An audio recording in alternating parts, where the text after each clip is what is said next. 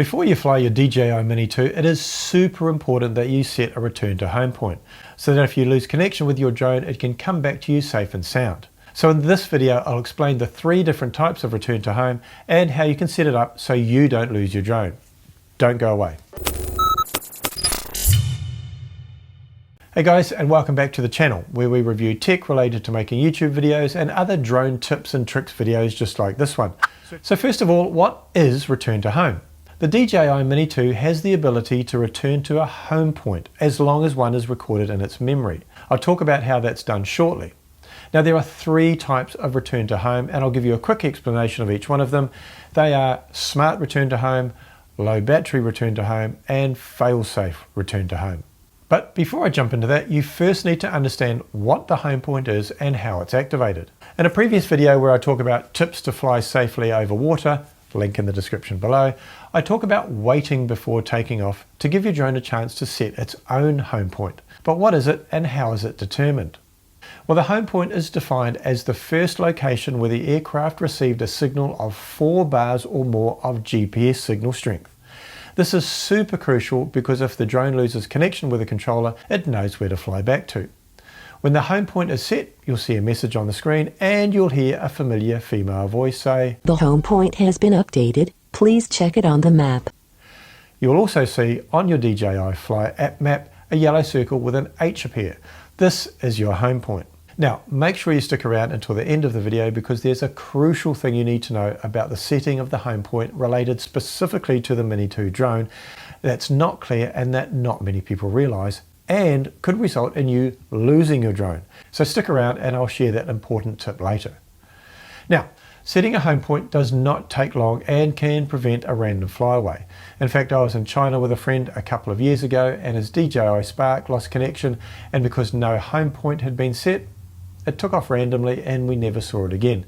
I'll put a link to that video in the description below as well. Now, the return to home point can be set manually while you're in flight, and it records the location of the controller and sets that as the home point. But I find it's best just to be patient before you fly your drone and let it connect with a number of GPS satellites and just let it do it itself.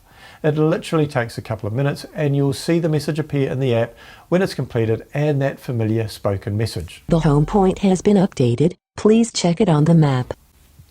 Okay, now on to the 3 different types of return to home. The first is smart return to home, and this is activated by pushing the return to home button on the controller, and it can also be activated by pressing and holding the return to home button on the app. There's really nothing smart about this other than the fact that it's initiated by you, the pilot, and you have to be smart enough to be able to push a button. Now, most people I know will pass that test.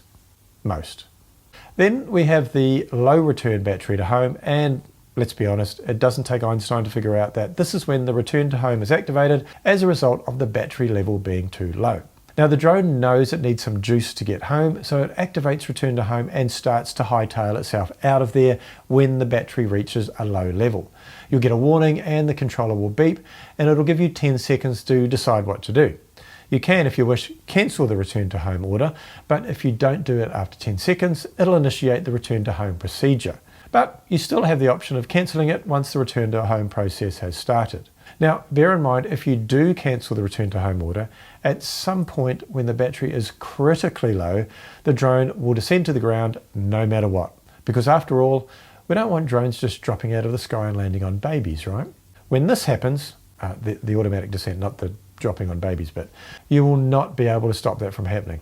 So cancel low battery return to home, but at your peril. Have I scared you enough? Look, seriously, I've done it a few times, it's fine. Now, the last type of return to home is the fail-safe return to home. And this is triggered if the drone does not receive any signal from the controller for more than 11 seconds. What will happen then is the drone will back up for 50 meters. In other words, it will retrace its flight path 50 meters in the hope that it'll pick up a signal again. If it doesn't regain a signal, it'll go to fail-safe return to home and head back to the home point. Now, you can change the behavior of the drone if it goes into fail-safe return to home. In the app, you can make it hover when it loses signal. You can set it to descend and land straight away. I'm not too keen on that one. Or it can be set to return to home, and that's what I've got mine set on. You may want it to hover if, for example, you've taken off from a boat and the boat has moved or drifted and you don't want it returning to your home point, which is in the middle of the ocean somewhere that way.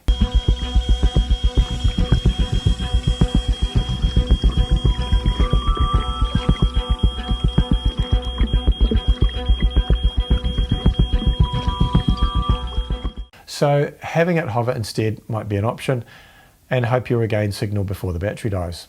Now, and this is really important, what exactly happens when the drone goes into return to home, and why should you care? Well, you should care if you don't want your drone crashing into buildings. That's why you should care, because it can unless you do one crucial thing. So when the return to home function is activated, for whatever reason, the drone will go straight up to a predetermined altitude before then flying back to above the home point and then descend.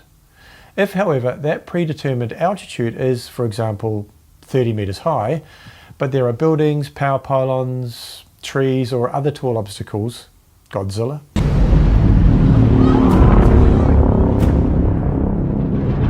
that are higher than 30 meters high, and they're in between your drone and the home point, then your drone will crash into them.